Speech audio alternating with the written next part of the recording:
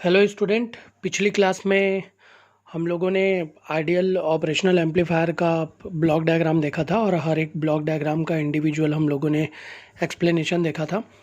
इस क्लास में हम लोग आइडियल ऑपरेशनल एम्पलीफायर के बारे में देखेंगे। जैसा कि हम लोगों ने पिछली क्लास में देखा था कि ऑपरेशनल एम्पलीफायर जो होता है वो डायरेक्ट कपल्ड एम्पलीफायर होता है। इसमें कोई भी कैपेसिटर की कपलिंग नहीं होती है। तो यहाँ पे हम लोगों को सबसे पहले ये समझना पड़ेगा कि ऑपरेशनल एम्पलीफायर का फंक्शन क्या होता है। तो इसके लिए मैं सबसे पहले ट्रांजिस्टर का फंक्शन समझूंगा। ट्रांजिस्टर क्या होता है, उसका बेसिक फंक्शन जो होता है वो करंट को एम्पलीफाई करना होता है, करंट एम्पलीफिकेशन करता है। That means transistor is a current control current source. हम लोग इनपुट में करंट देते हैं और आउटपुट में हमको एम्पलीफाइड करंट वहाँ पे मिलता है। ऑपरेशनल एम्पलीफायर अपने आप में एक यूनिक डिवाइस है।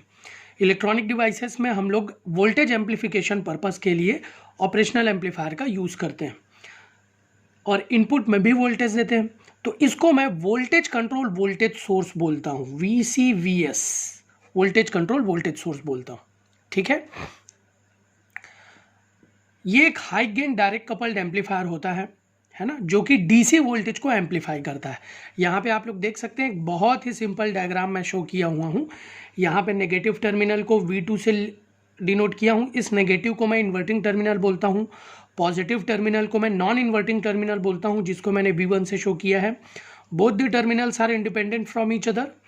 कोई भी वोल्टेज अप्लाई नहीं किया हूँ, करंट यहाँ पे 0 माना हूँ। ठीक है, तो देखेंगे इसमें रियलिस्टिक अजम्पशंस क्या क्या हैं और इसके कैरेक्टरिस्टिक क्या क्या हैं।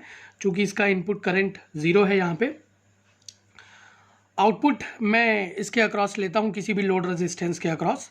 ठीक है, यहाँ पे कोई फीडबैक पाथ नहीं है, इनपुट आउटपुट से कनेक्ट नहीं है, तो ये एक ओपन लूप ऑपरेशनल एम्पलीफायर है, ओपन लूप। ठीक है, देखते हैं क्या क्या ऑब्जर्वेशंस मैं यहाँ पे मेड किया हूँ। जैसा कि मैंने बोला कि इनपुट करंट जो है वो 0 है, तो डेफिनेटली यहाँ पे इनपुट इम्पेडेंस इनफाइनाइट होना चाहिए, input resistance input impedance infinite होना चाहिए।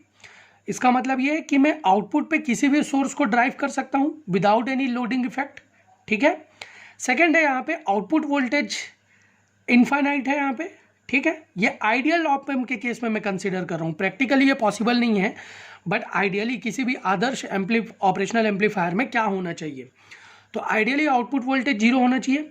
अब आउटपुट वोल्टेज 0 है तो डेफिनेटली मेरा गेन क्या होगा, AV is equal to V0 by Vin। अगर ये इनफाइनाइट है तो डेफिनेटली मेरा गेन भी इनफाइनाइट होगा, है ना। और मेरा जो इनपुट वोल्टेज है, इनपुट वोल्टेज क्या है, V1 minus V2, that is VD, difference voltage, वो 0 होगा। तब मेरा गेन इनफाइनाइट आएगा, क्योंकि आउटपुट वोल्टेज तो मैंने इनफाइनाइट यहाँ पे देखा है, क्योंकि ये आइडियल ऑप एम्प है। सिमिलरली आउटपुट वोल्टेज V0 जो है वो इंडिपेंडेंट होगा आउटपुट टर्मिनल में कोई भी करंट के। ठीक है, इसका मतलब है आउटपुट वोल्टेज अगर इनफाइनाइट है तो करंट मेरा 0 होगा। ठीक है, और करंट 0 है, दैट मीन्स मेरा जो आउटपुट रेजिस्टेंस है या इम्पिडेंस है वो इनफाइनाइट होना चाहिए। जैसे कि यहाँ पे मैंने देखा, इनपुट में करंट्स को मैंने 0 डिनोट किया है, that means input impedance is infinite. Similarly output voltage अगर इनफाइनाइट है, दैट मीन्स करंट 0 है, और करंट 0 है तो मेरा इनपुट इम्पिडेंस जो है वो इनफाइनाइट होगा। सवाल ये उठता है कि इसका कैरेक्टरिस्टिक किस तरीके का होगा। तो आप लोग देख सकते हैं, मैंने यहाँ पे कैरेक्टरिस्टिक ड्रॉ किया हुआ है। 2 वोल्टेज लेवल्स मैं शो किया हूँ यहाँ पे। एक पॉजिटिव वी सैचुरेशन है, ठीक है, और एक ये नेगेटिव वी सैचुरेशन है। क्लियर है, पॉजिटिव वी सैचुरेशन और नेगेटिव वी सैचुरेशन कब आ रहा है, तो सीधा सीधा एक फंडा है, V0 is equal two plus V set. कब होगा, जब मेरा नॉन इन्वर्टिंग टर्मिनल का वोल्टेज V1 ग्रेटर होगा V2 के। ठीक है, जब नॉन इन्वर्टिंग टर्मिनल का वोल्टेज V2 से ग्रेटर होगा, तब मेरा आउटपुट वोल्टेज जो है क्या आ जाएगा, प्लस V सैचुरेशन। प्लस इसलिए क्योंकि ये V1 है, V1 इसलिए क्योंकि V1 ही क्या है, पॉजिटिव है। सिमिलरली नेगेटिव वी सैचुरेशन कब आएगा, जब मेरा V0 is equal to minus V saturation कब होगा, जब मेरा output voltage is equal to V2 हो जाएगा। V2 किस लिए, क्योंकि V2 नेगेटिव है, इसलिए माइनस वी सैचुरेशन। लेकिन ये होगा कब, कंडीशन क्या है, ठीक है, प्लस वी सैचुरेशन के लिए ज़रूरी है कि V1 ग्रेटर हो V2 के। और माइनस वी सेचुरेशन के लिए ज़रूरी है कि V2 ग्रेटर हो V1 को। It means open loop operational amplifier के केस में मेरा इनपुट जो है आउटपुट में अपीयर होता है, तभी अपीयर होगा जब कोई भी एक वोल्टेज बड़ा होगा, जो बड़ा होगा वो आउटपुट में अपीयर होगा। सिंपल सा केस है।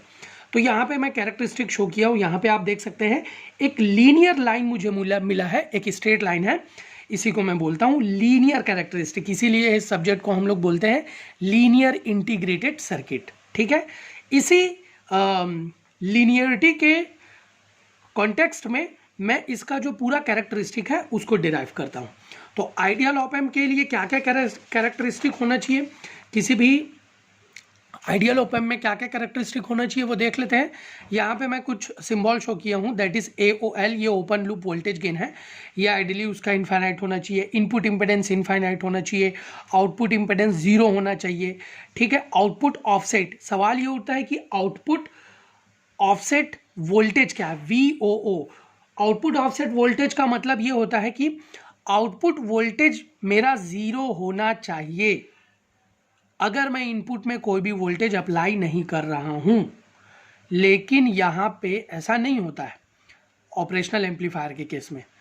ये टेम्परेचर, प्रेशर, जो एनवायरमेंटल कंडीशन है उसके बहुत ही ज़्यादा सेंसिटिव होता है। इट मीन्स कोई अनवांटेड नॉइस या स्पाइक मुझे एनवायरनमेंट में प्रेजेंट हो तो इनपुट में स्मॉल वोल्टेज या करंट के कारण आउटपुट में थोड़ा ज़्यादा चेंज दिखाई देता है, कुछ ना कुछ आउटपुट वोल्टेज आ ही जाता है। ठीक है, तो उसको वो जीरो होना चाहिए मेरा आउटपुट वोल्टेज किसी भी सिचुएशन में। ठीक है, इसके बारे में हम लोग आगे और देखेंगे। प्रैक्टिकली तो ये पॉसिबल नहीं हो पाता, कैसे नहीं हो पाता, और इसको जीरो करने के लिए हम लोग क्या क्या करेंगे वो हम लोग नेक्स्ट क्लास में देखेंगे। तो ऑफसेट वोल्टेज का मतलब ये है, आउटपुट ऑफसेट वोल्टेज का मतलब कि आउटपुट में कोई लीकेज वोल्टेज नहीं होना चाहिए।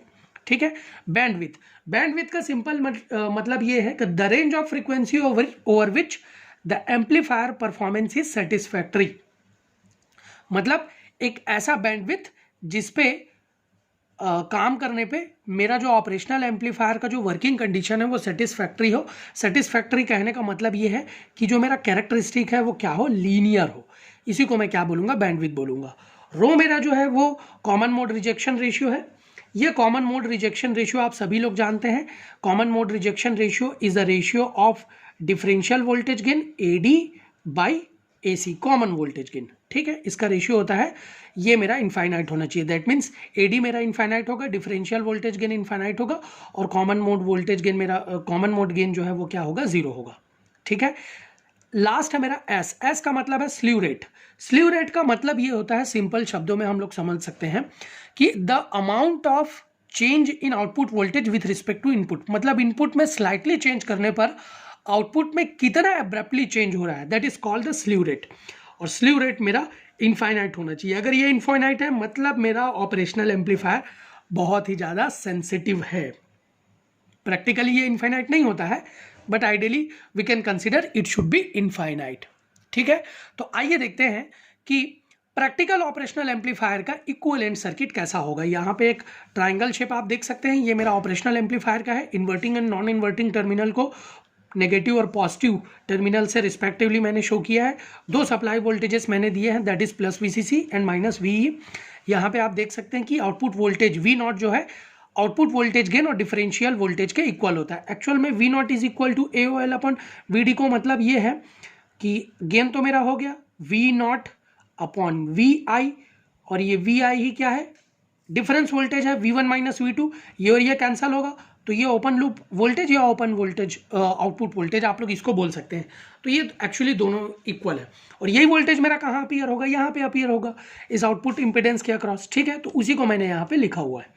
तो ये मेरा प्रैक्टिकल ऑपरेशनल एम्पलीफायर का कैरेक्टरिस्टिक है। अब यहाँ पे देखेंगे कि आइडियल और प्रैक्टिकल ऑपरेशनल एम्पलीफायर के कैरेक्टरिस्टिक को हम लोग कंपैरिजन करेंगे। जैसा कि मैंने बताया कि आइडियल ऑपरेशनल एम्पलीफायर में पॉसिबल नहीं है कि मेरा वोल्टेज गेन जो है ओपन लूप गेन जो है वो क्या हो जाए, इनफाइनाइट हो जाए। इनफाइनाइट नहीं हो सकता, that means it would be as high as possible. Similarly input impedance would be as high as possible of the order of 100 mega ohm. Output impedance would be as low as possible. 0 नहीं हो सकता, but it should be as low as possible. Bandwidth infinite नहीं हो सकता, but it should be as high as possible. ठीक है, यहाँ पे ऑफसेट की मैं बात किया हूँ तो देख लेते हैं। Input offset voltage, input offset voltage ये भी एक तरीके का लीकेज है इनपुट में, ये भी लो होना चाहिए। इनपुट बाइस करंट ये भी एक तरीके का लीकेज है, ये भी लो होना चाहिए। That should be of the order of 10 to the power -6 to 10 to the power -14 ampere. Input offset current, input offset current it is also a leakage current, that means it should be as low as possible. Zero तो हो नहीं पाएगा, ठीक है, क्योंकि practical op amp है। It should be as low as possible of the order of 20 to 60 nano ampere. तो इस तरीके से हम लोग आइडियल और प्रैक्टिकल एम्पलीफायर को हम लोग कंसिडर कर सकते हैं।